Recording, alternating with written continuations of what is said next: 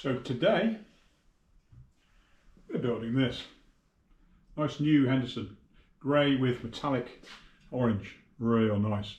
So yeah, going to get this built up, some nice orange hope bits, full build. So yeah, let's get going.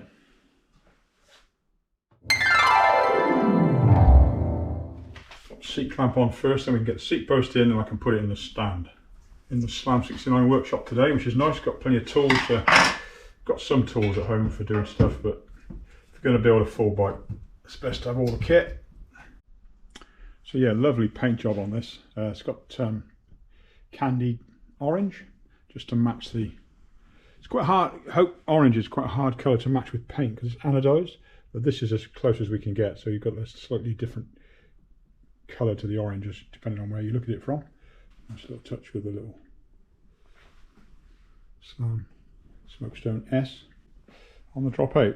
So yeah, we're getting put the bike together now. I've got the wheels to build. They're over there. So we've got some orange hubs, DT 710 rims, orange rotors for the Hope brakes, and all the Hope stuff to go on. So we tend to use Hope for most of our builds now, if we're doing them. So we've got X2 brakes, Tech 2s, Tech 3s, X2, Hope cranks, boost, chainring, 32, tooth, headset, and all the little bits and bobs to go with it. Gusset S2 stem, really love these stems. Same with the grips, best grips, our best selling grips, best grips I've had. S2 grips, really good.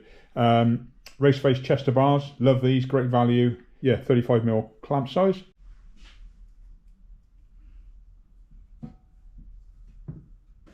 Grease on there, pop the seat post in. This is just to hold it in the clamp in the bike stand for now. I haven't connected it up or anything, so.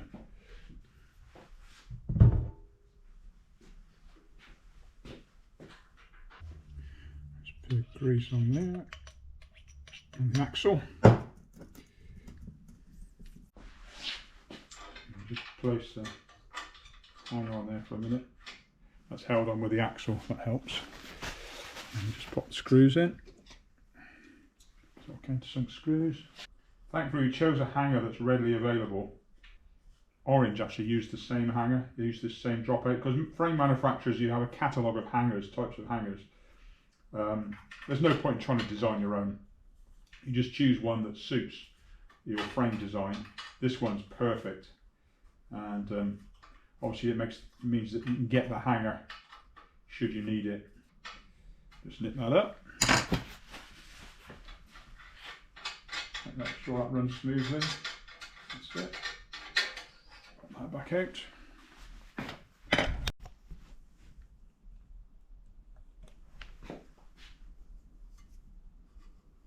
Always put a bit of grease in the head tube just to help the cups go in. Just put that bit of grease in there. You always put a bit of grease in the threads in the bottom bracket. Same in the headset, as you've seen. You want clean grease. I always use one of these little Jilco grease guns. We use these all the time. Great, the grease is clean. Your fingers obviously are clean when you put it in, and it just keeps everything clean and tidy. Same goes for the actual cups of the headset. A bearing is obviously, it's a sealed bearing, so it's got grease in it, but it's always a good idea, just to put a little bit of grease in there, and a little bit of grease on the two faces, because this bearing is going to move slightly, and you don't want any creaks. It just stops any creaks. So you just press your headset cups in.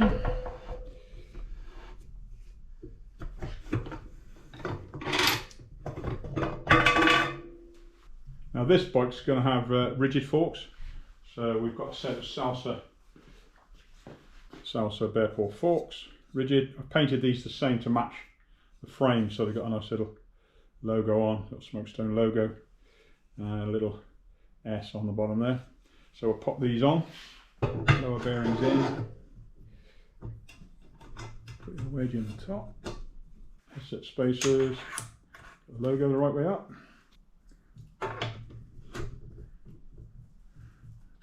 Now it's important when you fit a headset, I'll just show you, when you fit a headset is to leave a bit of space at the top for the steerer tube which is the silver part, to be able to not hit the top cap.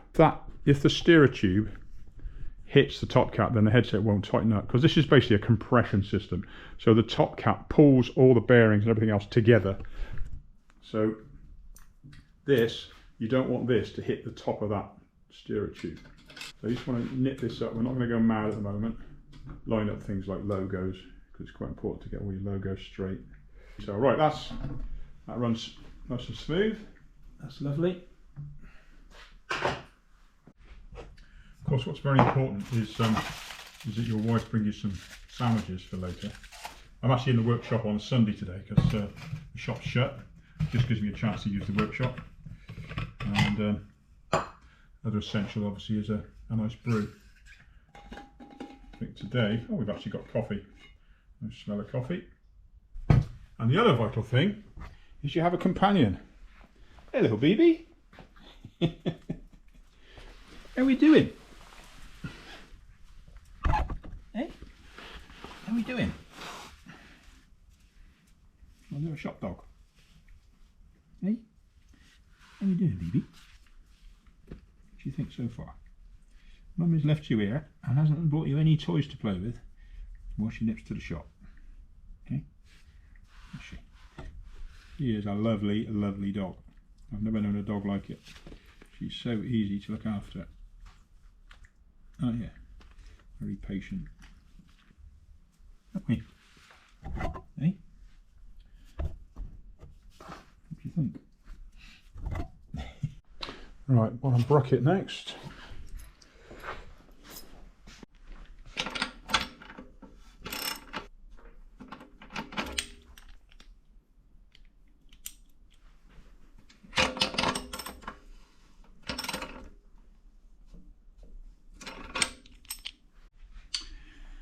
Same again, put some grease on your crank axle.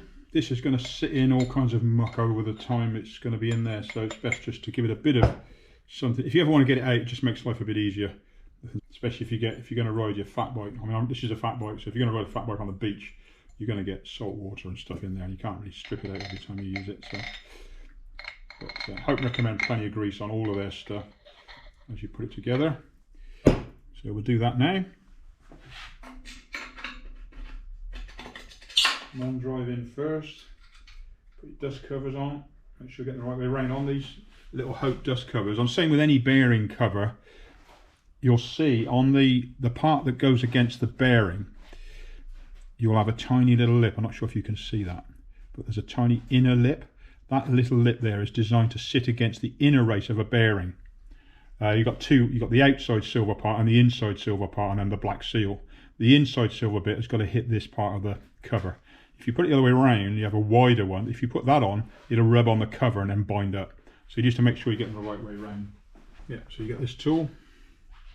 This tool is to fit chainring. And the chainring's got there's a little dimple, just a little cutout. That goes against the crank.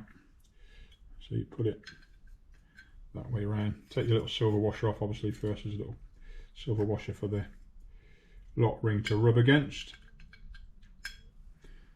And put your little silver washer on. It's got grease on it already. And then you want your lock ring. It's quite handy to have a vise to do this next bit. If you haven't got a vise, go and buy one. If you haven't got, everyone needs a vise. But otherwise you're going to need a big tool, and you're going to need something to hold the crank arm. But we tend to put this in a vise. So we'll pop it in there.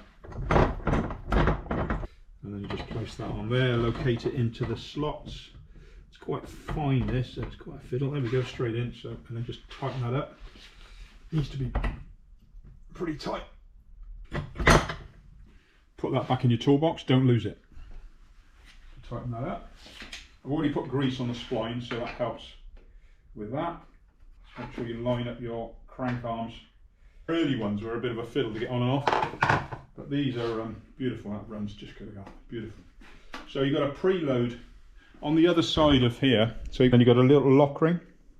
So this little lock ring here, just do it with your fingers just to take up any slack, side to side slack. it's just finger tight to take up the free play, and then you just nip that little bolt up.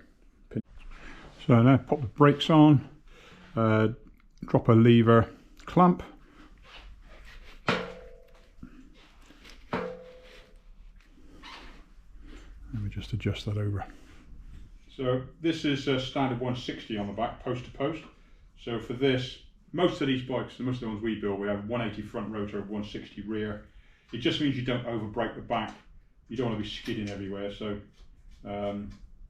some people, if you're a bit heavier or you're a bit more of an aggressive rider, will want a 180 on the back. So you don't need a clamp, a brake mount. Just goes directly straight onto the frame, which is good. Shortly, I'm going to have to shorten that hose. I'll do that in a sec as well. Get the rear mech on. In this case, we've got a Shimano SLX rear mech, 11 speed. I was going to film shortening the hoses, but I forgot. I've just done the last one. All I've got to do is uncoil the hose, but yeah, I've completely forgot to film it. So sorry about that. But anyway, it's yeah, it's quite a simple process. So all you got to do is undo this collet if you want to shorten the hose. Not that one, this one. Ideally, you have a tool like this, but any 10mm spanner. Undo it, pull it off, and then when you pull it off, you'll see this. This will be the end of the cable, and it'll have a little brass washer, crush washer on the end, like that. So you get, when you get the brake, you'll get all this in the kit. So you don't really need to keep this. So you just take it off, cut it off, and leave it. So when you've cut your hose, you need a very good sharp set of snips to slice it, or a good, really good standing knife, just chop it straight through. You then push on this little, that part, the little ferrule pushes on, and then the end barb pushes into the hose. It'll push inside with your fingers. Then when you've got that on, just put your little brass crush washer back on, push it in like that. Don't touch, nothing will leak. You might get a little drip, but that's about it. You don't need to bleed it. And then bring this back up again, tighten it back up, leave a few threads. You'll tighten it up reasonably tight, but you should have about 3 threads showing.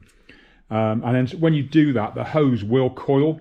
So all I do is I just take the brake off in a minute, uncoil it, and put it back on again. As long as you don't touch anything or flick the hose, then you should be fine. All you'll lose is a little bit of fluid like that when you cut this bit of spare hose off. That's the only bit you get. Next stage, drink more coffee. Lovely. So, the wheels built now.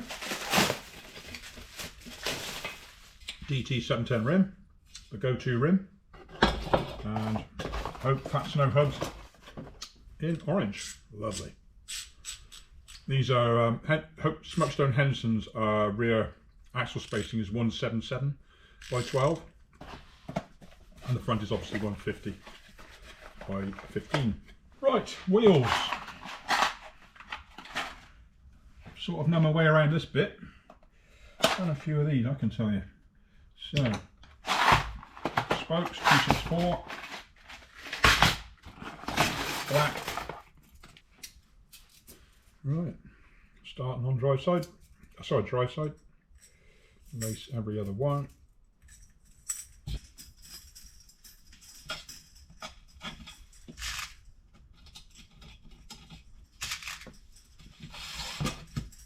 Fatbike wheels are pretty easy to build, to be honest. If you're going to start and learn how to build a wheel, Fatbike wheels probably the easiest to do. The rims, they do go out, but you've got to be pretty rough to buckle them when you build them. As long as you follow the basic principles, which get the right length spokes to start with, lace them correctly. But when you put the nipple on, just put on and leave a bit of thread showing. So never just every one, just go and leave a few threads showing, and then when you go around, when you've got them all in and you go around and tension it up, start to tension it, you run it up until the thread's gone, just on there, and then you start to tension it with your spoke key. But it's just to start with, you just want to put on, get the nipple on, flip it over, other side, to the other half. Don't put all the spokes in, you do every other one. Then lace your next, start with your one to the right, so 8 each side, 32 hole spokes, 32 hole rims these, so 8 each side, and you do the other side of the rim. Now this is where you lace the bottom flange now, and this is when you get your twist. So you look at the wheel and you think, how the hell's it all? It looks really complicated. So you've got your drive side hanging below, get hold of it, twist it anti-clockwise, basically the way the drive goes. There you go again.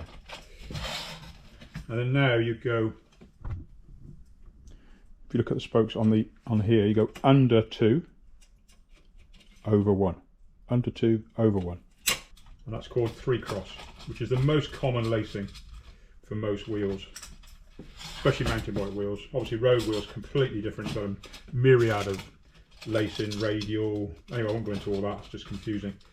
But for fat bikes and mountain bikes, 3-cross is the standard and the best way. 32 spokes is the best way. There's loads and loads of fancy wheels, bladed spokes, wheels with hardly any spokes. You know, what you got to remember is you're going to snap a spoke at some time, and it's much better if you've got a wheel. These are what they call J-bend spokes. The J-bend has got that bend on the end. Then you can get straight pull spokes, which just go straight in. Now the thing is, with a straight pull spoke, you're less likely to find than a shot. J-bend spokes, like I've just shown you, are the most common, the best. That's what I've used forever and a day, 30 odd years, that's what we've ever used. And it's the most common type of spoke. So you're more likely to get them in a bike shop, in a repair shop, if you get into trouble. Right, flip it over to the other side. Here's the last side now, the last 8. So again, drop that into the lower flange, which is all good. Right, that's that done. True it up now. Take up the thread, so you can just see just where the thread ends. Basically what you want is even tension. So you've been around and taken to the end of the thread. Now you want to go around and I go around a couple of turns each spoke, just to get some more tension in the spokes, which tends to mean that you can see the end of the spoke against the nipple. You should be able to see the end of the spoke just going flush with the end of the nipple. That's where you sort of where you want to end up. They should tension up lovely so they just flush with the end of the nipple. You don't want them sticking through, because then they'll puncture the if you had a tube or whatever, they'd puncture it. So yeah, if you've got the correct tension, the correct spoke length, it should finish flush with the inside of the nipple. So that's the wheels done. Got them taped up, as you'll see, all tubeless. I'll put a link up above on how to do the tubeless setup. So we're running Surly Edna's. Love Surly tyres. They come with this new strap now, as you can see. This you can use this stuff. I use these on my bike packing kit. Really, really handy. Nice one, Surly. Nice bit of kit, that. Ideal. Okay, tyres are on, wheel in.